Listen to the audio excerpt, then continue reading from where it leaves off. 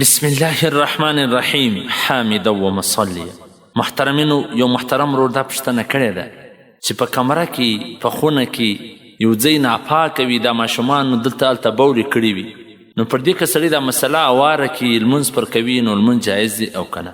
احسن الفتاوا جلد نمبر 3 صفحه نمبر 404 هغه لیکلي دي چې یو مردار ځای باندې ناپاک ځای باندې ته یو داسې کپړه اواره کړې چې هغه دومره پړ نه ده چې هغه نجس ځای نه معلومیږي، نو بلکل ستا لمونځ صحیح دی، څه مشکل نسته پکې. په حواله سره د رد محتار جلد نمبر 1 صفحه نمبر 304. نو محترمه دا مسله خو ډېره پړ نه ده، که دا پټو وي که مسله وي چې تا پر هغه ځای باندې اواره کله چې کوم ځای کې ماشومانو بولې کړي یا هغه ځای ناپاکه کړي وي، نو بلکل ستا لمونځ صحیح دی، څه مشکل نه لري. والسلام.